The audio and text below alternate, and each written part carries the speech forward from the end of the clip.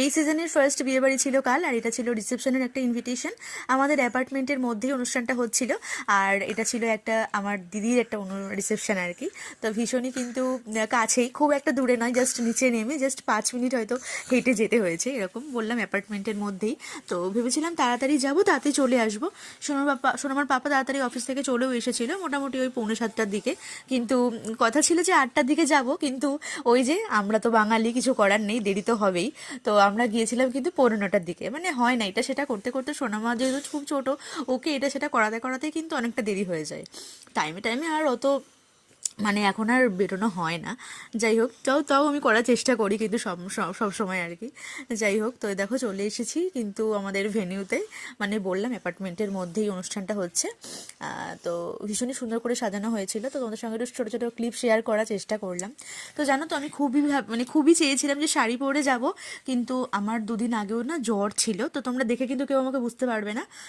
আমি কিন্তু মানে এই বেলা জ্বর আসলে ওই বেলা মোটামুটি ঠিকঠাক, মানে এরকম, মানে আমাকে কেউ মুখ চোখ হয়তো দেখলে বুঝতে পারবে, কিন্তু আমাকে দেখলেও কিন্তু বোঝা যায় না যে আমার শরীর খারাপ ছিল বা কিছু। যাই হোক, আমি কিন্তু এরকমই ছটফটে টাইপের সবসময়ই থাকার চেষ্টা করি, হাসি খুশি। তো জানো তো, খুব চেয়েছিলাম যে শাড়ি পরে যাব, শরীরটা যেহেতু ভালো ছিল না বলে আর শাড়ি পরা হয়ে উঠলো না, মানে এনার্জিটাই ছিল না আর কি। তো ওই জন্য ভাবলাম এই 3 পিসটাই পরে যাই। আর তোমরা তো দেখেছিলে এই 3 পিসটা আমি পুজোর সময় জাস্ট নিয়েছিলাম, আর একবারই জাস্ট পরেছি। তো এটাই পরেই গিয়েছিলাম কালকে।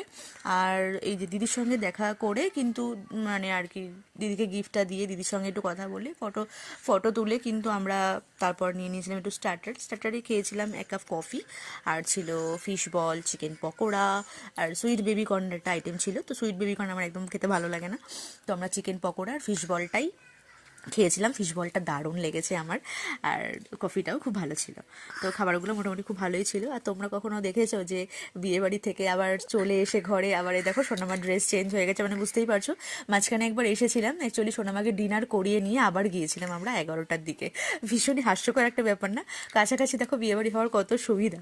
যাই হোক, তো ফার্স্টেই একটা ফিশের একটা আইটেম ছিল, তো তারপর ছিল নানটা খুব ঠান্ডা হয়ে গিয়েছিল, কিন্তু কিছু করার নেই, অনেক রাত হয়ে গিয়েছিল যেহেতু। তো আমি কিন্তু একটু খাওয়ার পরে, ওটা আর সত্যি খাবার নষ্ট আমি করি না, কিন্তু ওটা আর খেতে পারিনি। আর ছিল চানা, রান্নাবান্না ভীষণই ভালো হয়েছিল। আর ছিল স্যালাডস, কাসন্দি, এগুলো তো ছিলই ফিশের সাথে। আর ছিল বাসন্তী পোলাও, চিকেন কষা। তো ভেরি সরি, তারপরে আর ক্যাপচার করা হয়নি। চাটনি ছিল, পাঁপড় ছিল, রসগোল্লা, সন্দেশ ছিল, আর ছিল আইসক্রিম আর পান।